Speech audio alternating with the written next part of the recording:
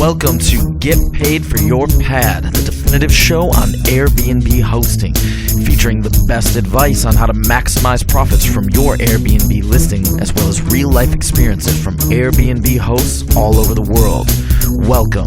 We are your hosts, Josefa Kapadia and Jasper Rivers. Get paid for your pad. Get paid for your pad. Get paid for your pad. Get paid for your pad. Get paid for your pad. Get paid for your pad.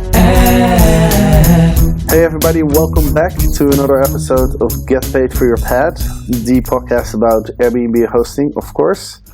And today I am joined by Calixto Navarro all the way from Miami in Florida. Calixto, welcome to the show. Hey Jasper, thank you for having me on your show. It was a pleasure meeting you in San Francisco a couple of weeks ago. Absolutely. How did you like the event, the Airbnb Open? The Airbnb Open was magnificent. I think that they put on an amazing program. I think for the first time that they do this, I mean, it's a relatively new company, and to put this together was really, it was done so nice. You didn't feel like there was 1,500 people in the meeting. It was done in such a way that really you felt like you were in a team the whole time, in a small group, and you felt very comfortable. Mm-hmm. And I must admit, I have to say something. I was discussing this with another Airbnb host there in the meeting. I was really surprised. The food was just amazing. They did, the organic food. We don't get that much. I mean, it's California, San Francisco. They do a lot of organic stuff, and we don't have that here in South Florida. So I was really amazed to actually feed 1,500 people, and everything was just incredible. The food was so fresh. It was so good. It was healthy. It was really nice. It was very, very well done. Yeah, absolutely. I think the same thing. I think the organization was great, and I think the healthy food kind of goes along with the type of community that Airbnb has created. I think in general, the people that I met were kind of the people who are conscious about the environment and about their health. People who love to travel, and so I think there was a good choice to go for the healthy, organic type of foods. I really enjoyed it. I was really surprised to find a vegetarian, and I'm not a vegetarian, and but it just so happened that I walked out to lunch, and I'm a little bit later than everyone, and all the chicken sandwiches were gone, so I had to eat vegetarian, and it was amazing. It was so good. So you're a vegetarian now? Yeah, I wouldn't say that. I got back and I had a New York sirloin strip, but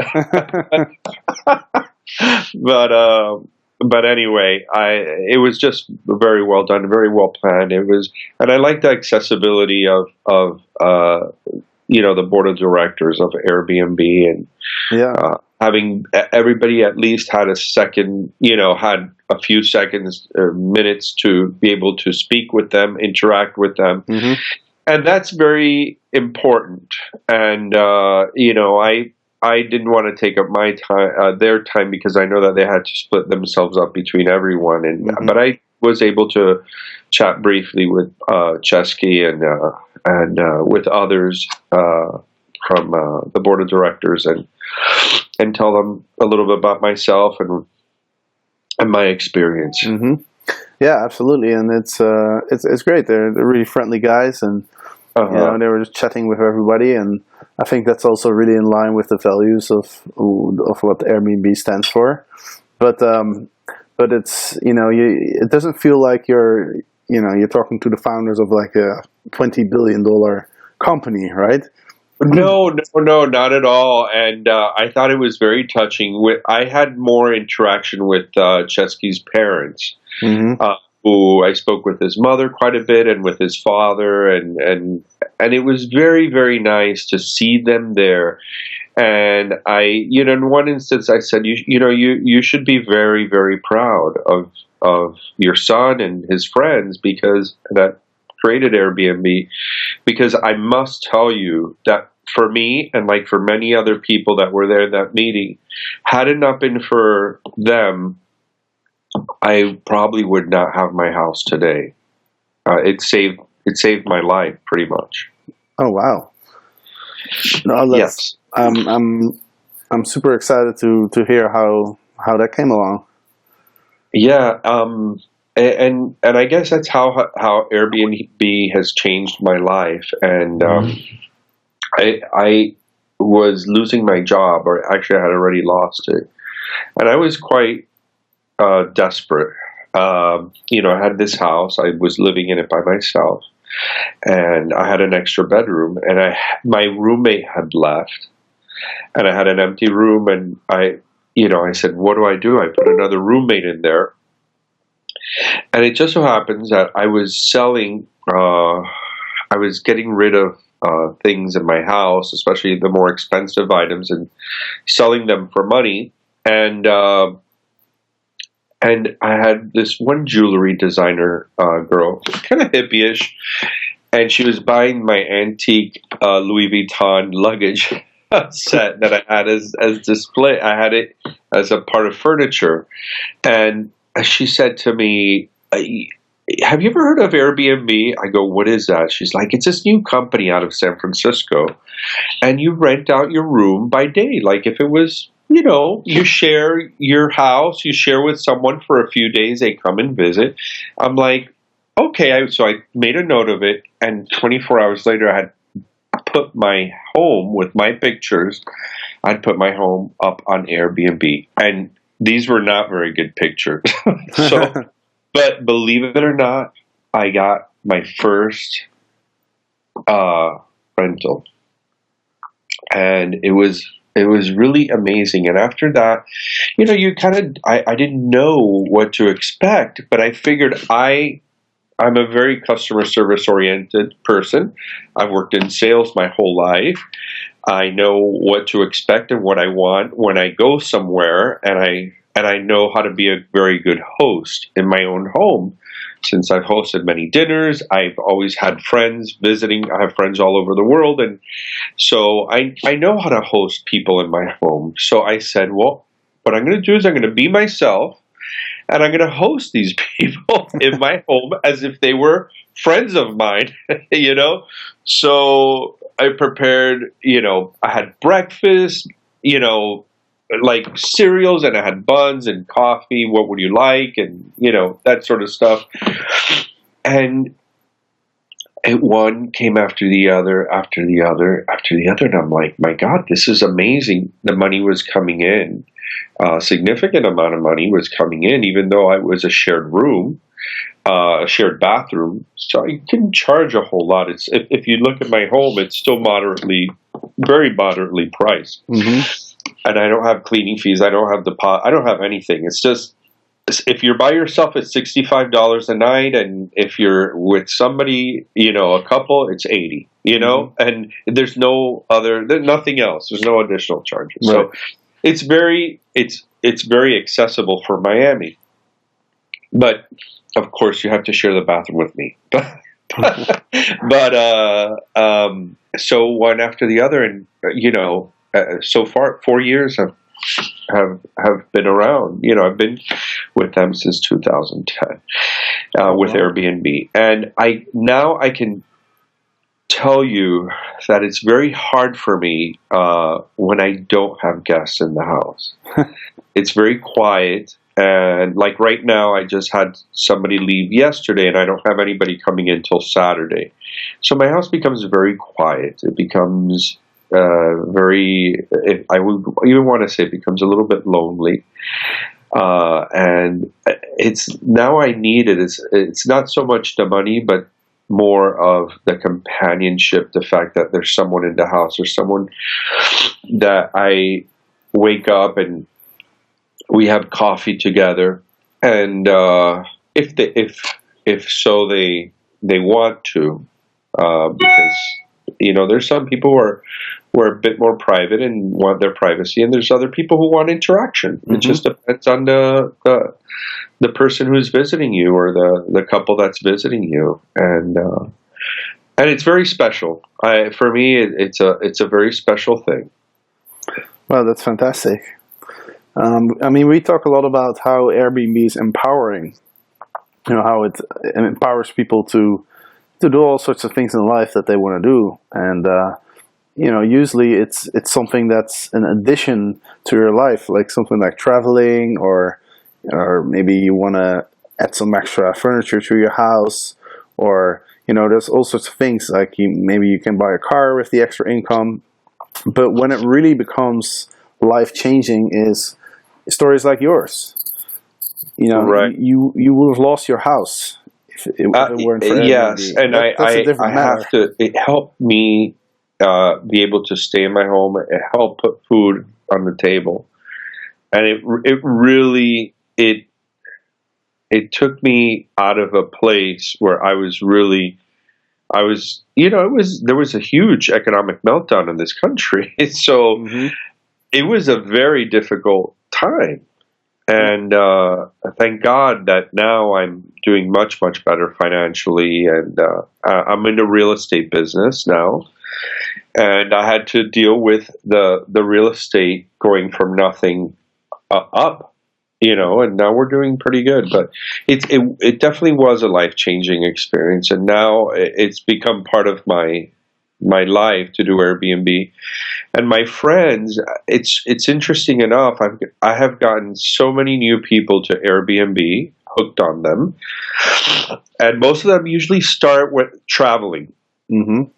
It's look, try it out in your travels, and then think about it doing, if you want to do it in your home, or if you have an additional apartment. So I've gotten quite a lot of people kind of hooked on Airbnb, and I actually am, for New Year's, I'm going to be spending New Year's in Madrid with my boyfriend, and he lives in Italy, and we're going to meet in Madrid, and we're going to spend New Year's there with other friends, and we're staying in an Airbnb property, and everywhere I go, I try to go first Airbnb, and if I can't for some reason, because there's no availability, or availability is very limited, then I go to hotel, But Airbnb is always my first choice. Yeah, and I think a lot of people started that way, and including myself, because I think being a host takes a little bit more consideration than using Airbnb as a traveler, right? And I think a lot of people don't even think about it. They don't really consider the possibility, because it's such a new concept that when you're traveling and you're staying with somebody, then you automatically start thinking, hey, what I have a house. Like, do I have a spare room? I'm away sometimes, right? And it's very flexible. You can. There's several ways of doing it.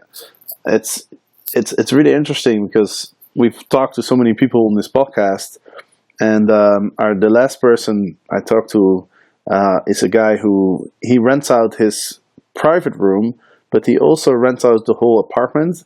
Plus, he lists it as a shared space as well. So he actually has 3 listings. And depending on what the guest wants, he can either rent out his whole place, or he's going to sleep on the couch and let his guest have his bedroom, or the guest can choose to sleep on the couch and then obviously pay a lot less. Oh wow, that's so interesting, right? Yeah, I have to tell you, I haven't done something like that, because sometimes people, I don't know, when they come to Miami, first of all, I always suggest that where my house is located, to rent a car. You can use public transportation, but you got to remember, to get anywhere in Miami, I don't know if you've been here, Jasper, but distances are humongous. Right. To get anywhere, for me, where I live, I'm right near Biscayne Boulevard. I'm in the Mimo district of Miami. the mid-century where things were built during the 50s and 60s with that modern look and stuff like that. And it's off of the main thoroughfare that goes north-south, which is Biscayne Boulevard. And that's a boulevard that is the main thoroughfare of Miami that goes north and south. And the buses run every 45 minutes. Now, and imagine, I tell people, do you want to sit at a bus station for 45 minutes? And then not only that, but to get to your next stop, it's about 8 miles. And it's making stops in between. It takes a long time to move around in public transportation. We don't have a very good system. I suggest you get a rental car. You know, and most of them listen to me. Other people who have plenty of time, they like, no, it doesn't matter. I have plenty of time. I don't have that issue. Mm-hmm. But I try, getting back on the thing, I try to not, because usually they're vacationers or whatever.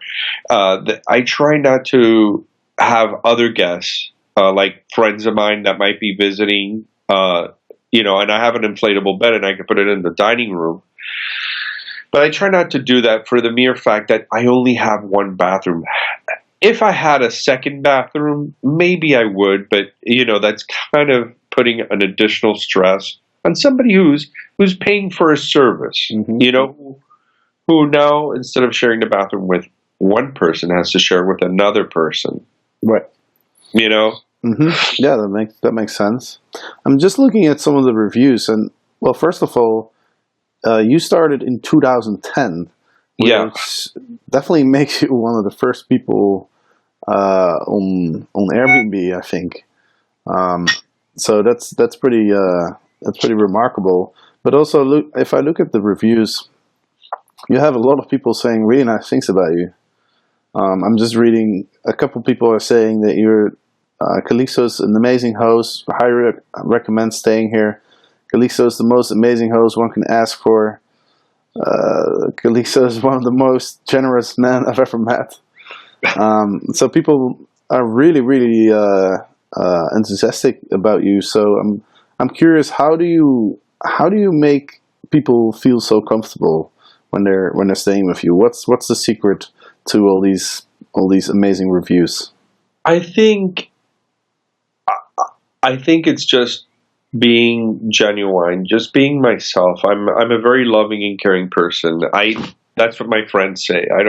I think I'm just Calixto, but my friends say you're so nice. You do, and I do realize that I go overboard sometimes. And my friends, what do you need? What do you want? I'm a very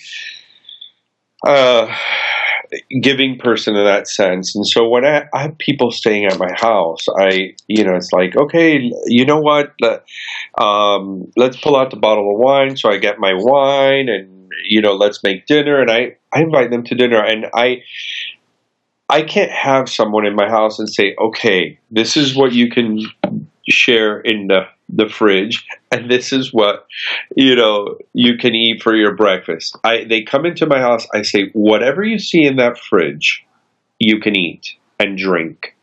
So I always have beers. I said, whatever you see in this liquor closet, and I'm fully stocked with everything you can drink. Scotch, whiskey, everything, all the bottles of wine you can drink. I don't say no. People are very respectful, though. Never had an issue of anybody, drinking my whole bottle of Johnny Walker Black or nothing. In fact, nobody ever touches it. Somebody might have a beer or something or wine, mm-hmm. but it's there. And these last, I just had these. We had Thanksgiving here. We had Thanksgiving here the last Thursday of November, mm-hmm. and I had this Russian couple that was here, and I said, I can't believe, you're here for Thanksgiving. You know what? Why don't you come spend Thanksgiving with my family? So I took them to my brother's house for Thanksgiving, and they just couldn't believe it. My family was a very warm family where I'm Cuban descent, Mm-hmm. and so our family was exiled from Cuba in 1960 when the dictator Fidel Castro came into power. So our family left Cuba without anything. I mean, we were kicked out of the country for being, upper middle class or business people, and so it was very interesting to have these Russians at our house because of the whole Soviet period at Cuba. Right. So, Yeah.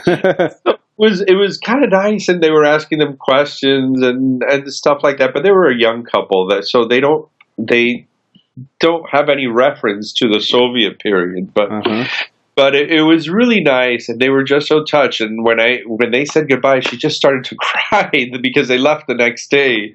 And a lot of people cry when they leave, and I get very emotional myself too. Because, like I said, it's a life-changing experience. Wow, fantastic! Yeah, everything you're saying is pretty much what Airbnb is about, I think, and I also think it creates an understanding of different cultures, right? Because yes. I mean, you probably had people from all over the world staying at your house. Oh yes. From China, the Middle East, India, from everywhere. I get people from all over the place, mostly from Europe, Germany, France, Africa.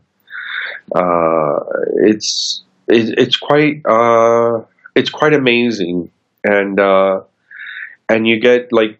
I had these two girls that were a couple. They were French. One was French, and one is from a small African island called La Réunion, which is a French colony. It's still a French department. Right. And they met because the French girl was a school teacher there, and she was a school teacher at the same school there.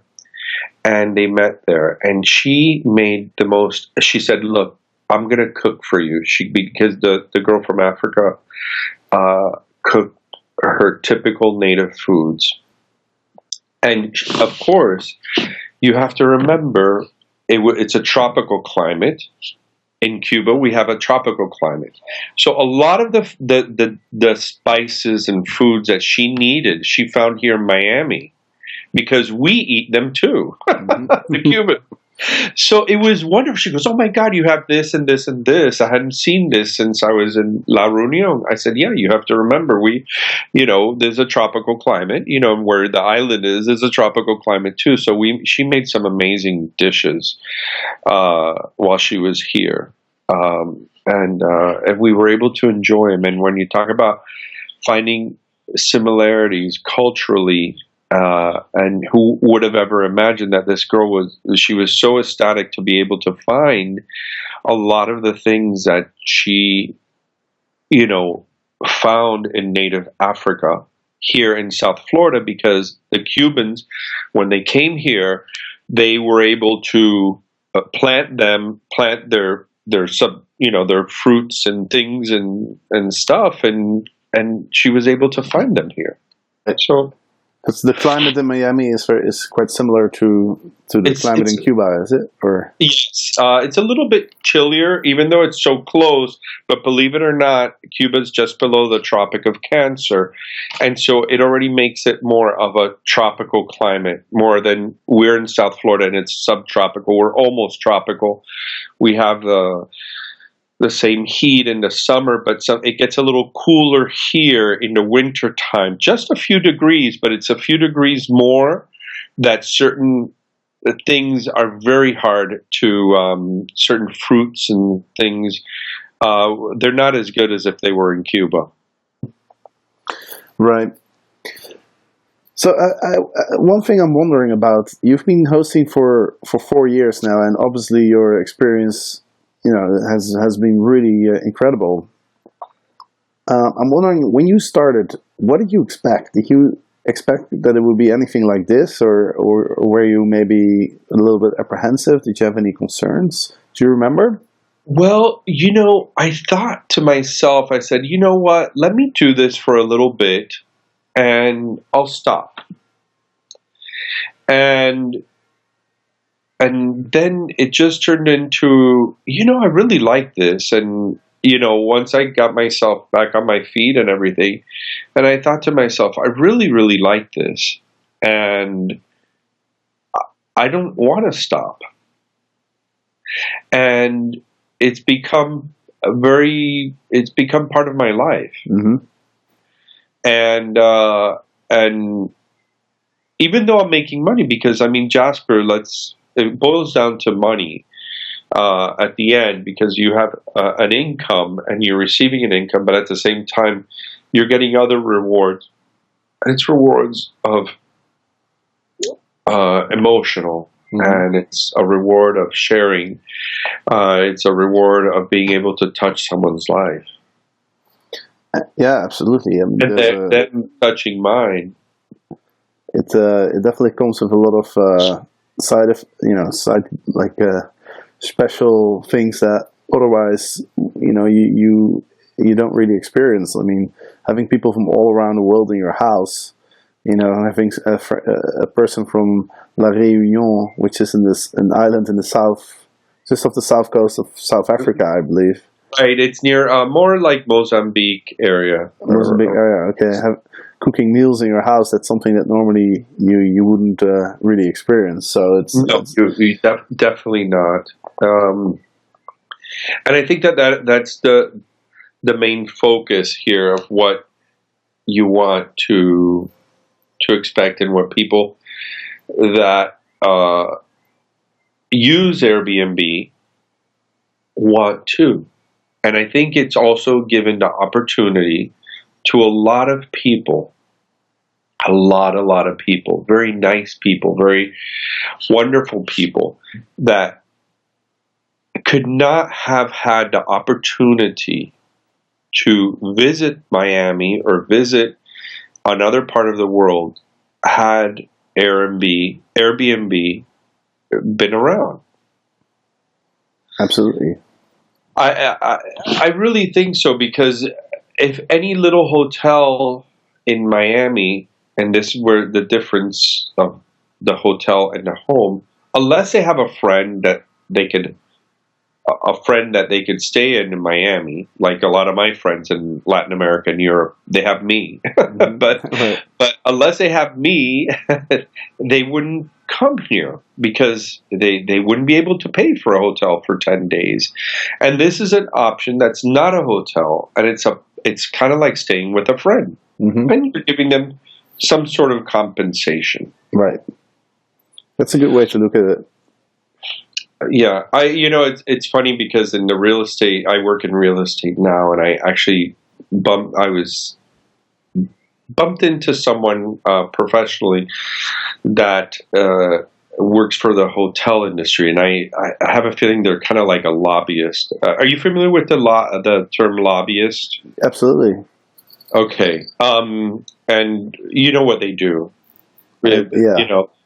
They're the ones who are pushing to change, to kind of, get rid of Airbnb, if you want to call it that, or, they anybody who's threatened, it's a business model. Okay. You take away my market share, I'm going to fight for it. You know what I mean? So this person was, she was, telling me, well, it has its drawbacks, and it's not really fair, and blah, blah.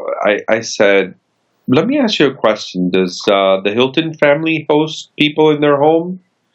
Because you're talking about the services the hotel gives. I said, my guests, sometimes see me in my underwears or coming out of the bathroom, and I have breakfast with them. I don't think that happens in the Hilton household, does it? I said, it's a whole different concept. And, I said to her, it's my house. In this country, we have the freedom to invite in our homes whoever we want. And regardless if I'm being compensated or not, You should not prohibit me from doing it. Do you want to charge me taxes? Tax me. That's fine. I don't. You want to tax the people who are there? Tax them. That's not a problem. If it's a service, if you want to put it as a service, okay, put in a tax, but don't prohibit people from doing it. And because it's my home, I pay for my house. I paid for my house. I live in my space. I said, oh, but how about security? I said, do you guarantee people aren't going to be raped in hotels? Because the statistics are horrible. I said, or there's theft in a hotel. I said, at least I know that whoever's coming into my home is verified, is checked, there's a whole gamut of security, and not only that, but should ever, which I said to the person, in 4 years that I've been doing this, I have never rejected one single visitor. Never. Everybody has been outstanding, wonderful, warm. Yeah, and I think it's, obviously the hotel industry is probably not too happy about this movement, and I know that in a lot of places they are trying to encourage local law people to make it more difficult or to even prohibit Airbnb hosting. But I think it's something that's unstoppable. It's progress, and it's disruptive. So it's not going to be good for everyone, especially during the transformation. But in the end, it's not gonna be stoppable. And I think the same about a lot of sharing economy concepts. It gives freedom to people. It empowers people, and that's what people want. And especially in the US, I mean, it is the land of the free, right? I mean, freedom is what the country was built on. So, it's funny that you say that, because I had a friend of mine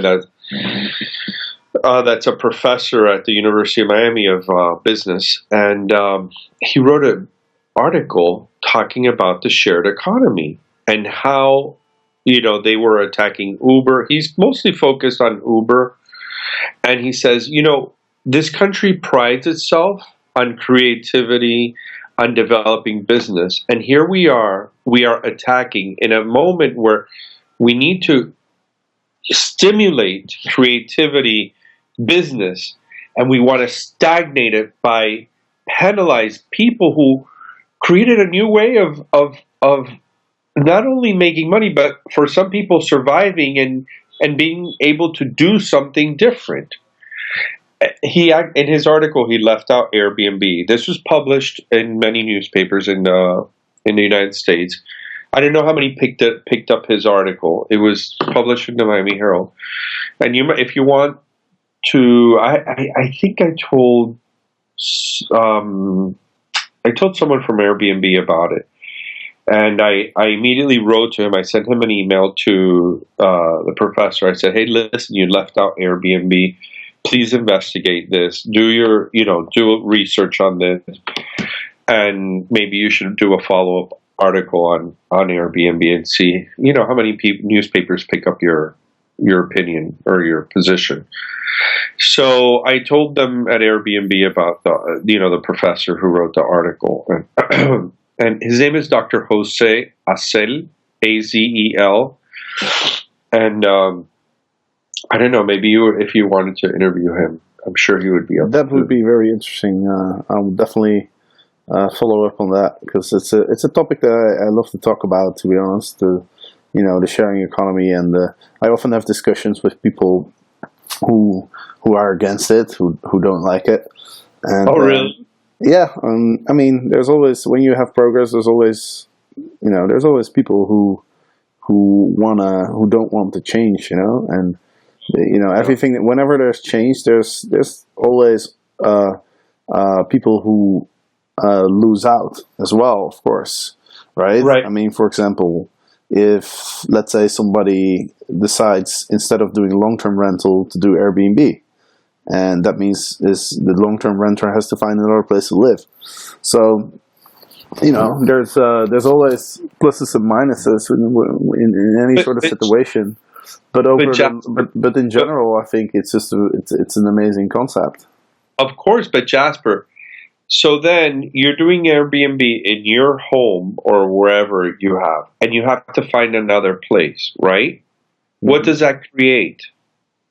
It creates more need. It creates a supply and demand. It's pure economics. Mm-hmm. So it will stimulate more building, okay, to make more, apartment complexes or make more home.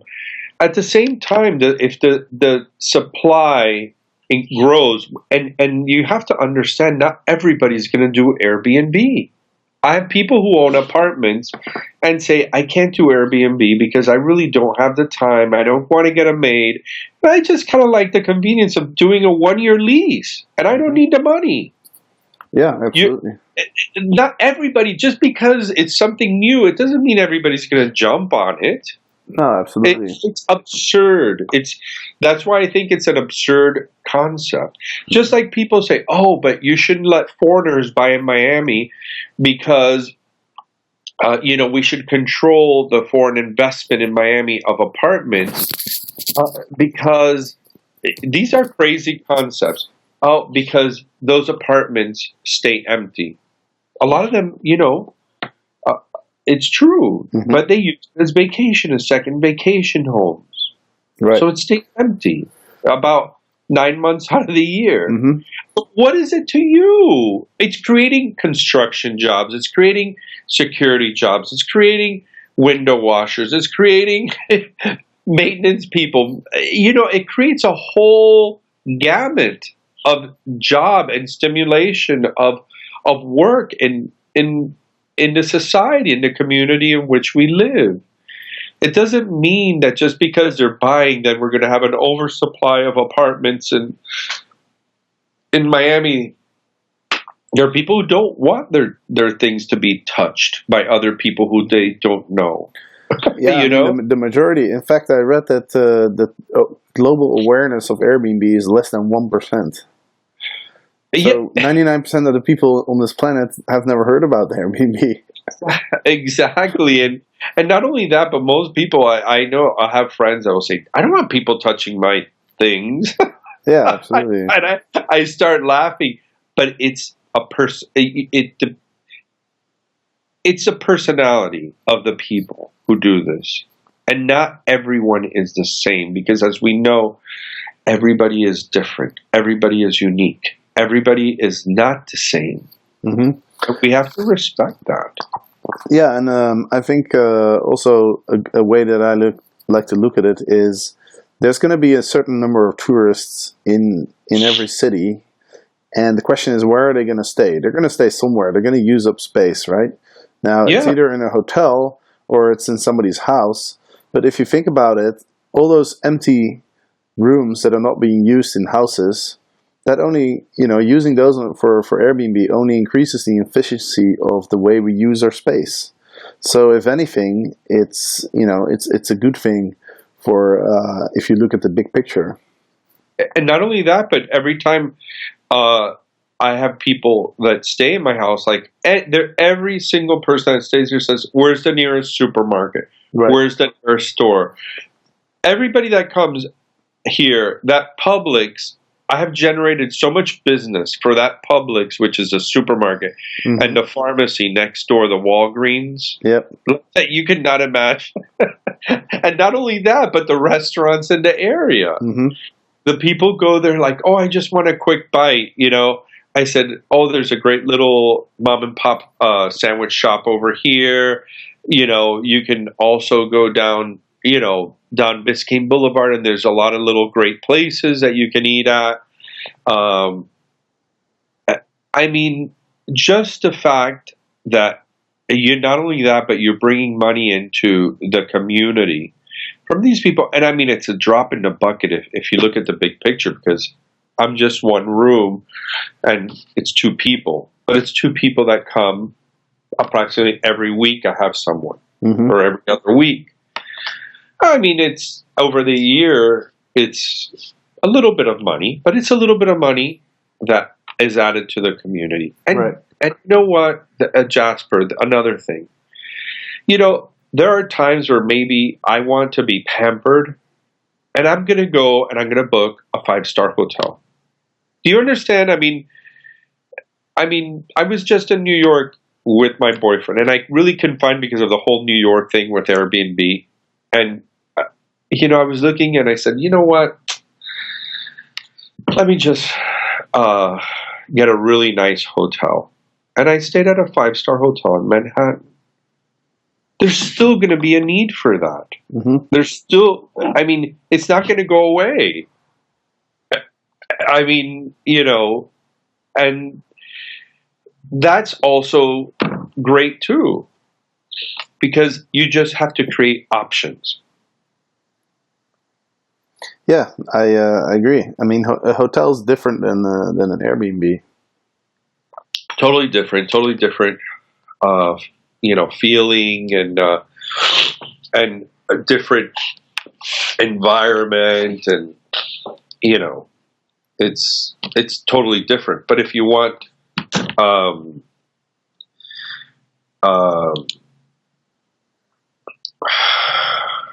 hold on a second, I don't know what's up.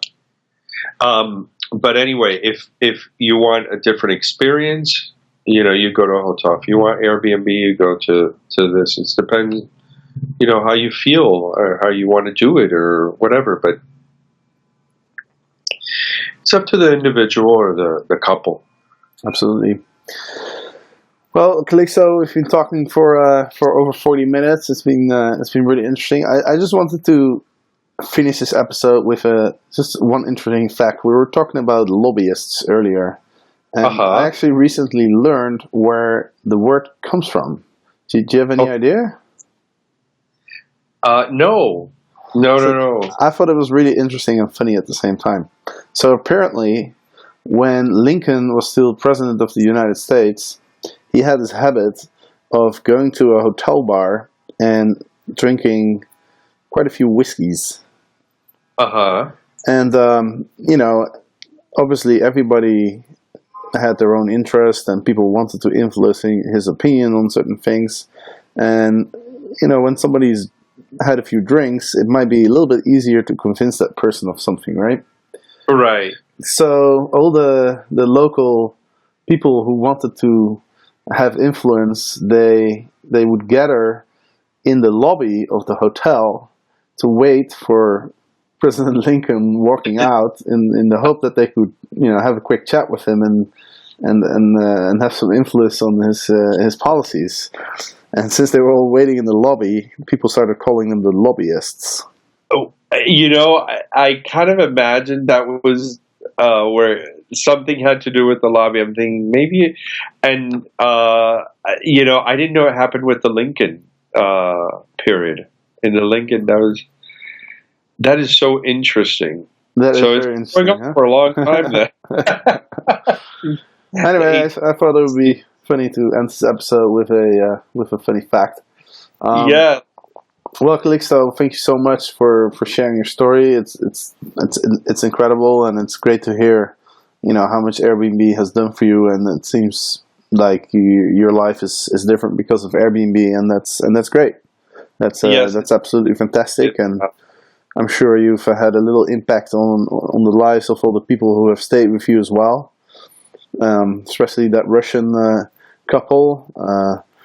Spending Thanksgiving with your family is probably an experience that they will never forget, and that will change their views on certain things in life. So, I hope I have put my 2 grains in to the world society, and at least from my home, trying to change a little bit, show a little bit of love and caring and sharing in this world. And I want to thank you for having me on your podcast. And I wish you all the best. Thank you so much, Calixto. And with that, we come to the end of this episode. If you are going to Miami, make sure to check out the show notes of this episode. I will put in a link to Calixto's listing. And of course, if you want to know more about Airbnb hosting, you can check out our book, getpaidforyourpet.com. You can download the first couple chapters for free, and if you want to purchase it, you can go to Amazon. It's available in Kindle and also in paperback. And of course, every Monday and Thursday, check back for another episode with some great guests coming up. And with that, thanks everybody for listening. I hope you enjoyed it, and we'll see you next time. Get paid for your pet. Get paid for your pet. Get paid for your pet.